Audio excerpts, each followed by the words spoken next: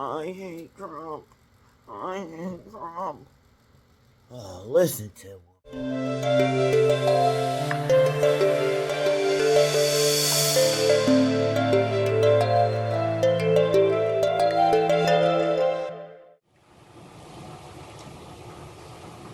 People's faith in the country is waning. Yes. That's the thing that's pissing me off, because in fact, there's a reason Joe Biden ran the way he did. There's a reason he's running for democracy now, because that's really what's at stake. You worried that you can't pay your bill? Wait till the other guy becomes president, and you won't have to worry about it because you'll be in some camp somewhere, because that's his promise. His promise to us is he's going to force people to do his bidding. That's what he said. I'm going to be good on day one, and I'm going to turn into this other person. So here's the deal. This is all up to you. This is all up to you. We can sit up here till we're green in the face. But this really comes down to the people. What is the country you want?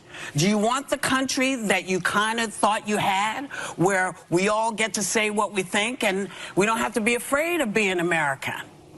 And believing that, yeah, there will be people who come in, and some will get in quick, and some will take a different route, but they're coming here for a reason, because they're living in a place that's not good for their families. If you're okay with that, you understand that, then fight for us to find a better way to make immigration work. Fight for that. Don't fight for keeping everybody out.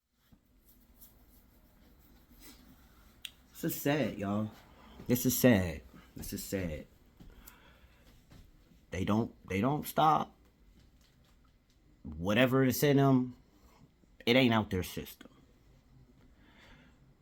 When I said a couple many moons ago that I can't take my elders' political advice the way they want me to take it, I meant that. I meant that for more reasons than one. But I think with me, my biggest reason that I don't is because they are far more stuck than I am.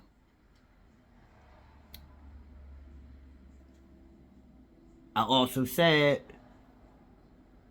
the younger generation, the ones that are right now being allowed to vote, I don't take theirs serious as well, because they're becoming stuck. Whoopie, Whoopie, Whoopie.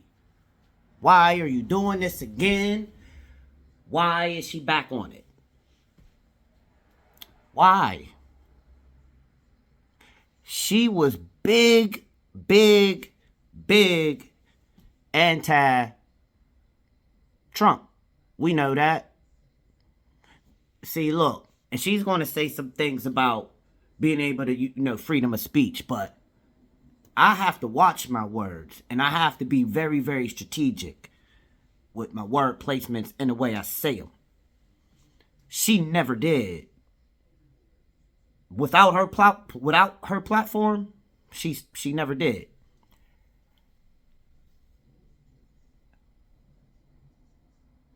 She's telling me once again that the guy that's running against her guy he already said he just wants to be a dictator. This is what she's telling me, which means this is what she's telling you, because I know you don't know all of the story. So he wants to be a dictator. I will be dumb again if I decided to go his way, because he wants to take away my freedoms. He doesn't want me to be able to speak. He wants me to live in fear. He wants me to accept being housed in a homing camp or a station somewhere. He wants me to not close the borders, but open them just enough, but still at the same time, and don't blame. Whoopi Goldberg from The Color Purple, the female that played a role that portrayed men in a black men in a negative way. This Whoopi Goldberg, which isn't her real name, any which way.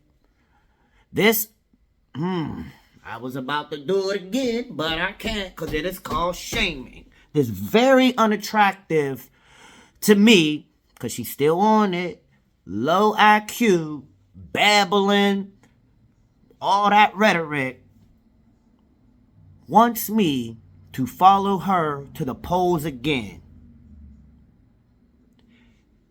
She doesn't see, she does. She doesn't want me to believe that everything that's happening right now in our current economy and climate is off the back of Sloppy Joe, Mr. Manwich, her man, and the Democrats like her that pushed all of that to the black community. And remember, if you don't know who you're going for and you black, then you ain't black type. She wants me to believe that all of this that's happening isn't happening. And that if I go Trump or you, black man, go Trump, because this is really about the black man's vote. They want you. They want you. If you go Trump, then everything is going to go south. Oh, my Lord. You know, Whoopi, you are telling the story of the people who were fighting to keep this country safe, to keep this country prosperous. Everything that you said was already being done and accomplished.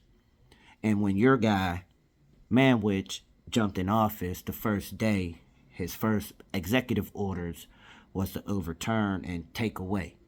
Very first day.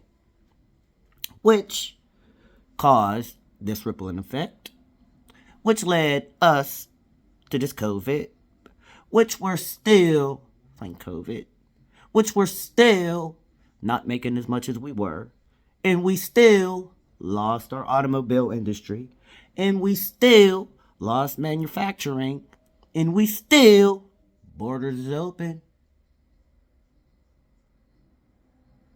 Black man. No. They're not voting for us as a community. They're voting for their own selfish needs, and at the same time, they don't even realize they're being played by the white man. They're all going to get it. Like, they don't see it. In their words, like, shut the fuck up. Ms. Joe Biden, I think that he's using this. This is just a political ploy. Trump is a dictator. He wants to be a dictator. You know, it's interesting. I did a show, Sean Hannity. Did you ever hear of him? He's a very nice man. And he said, essentially, you're not going to be a dictator, are you? Tell me. I think he was trying to give me a nicer question than maybe you guys would.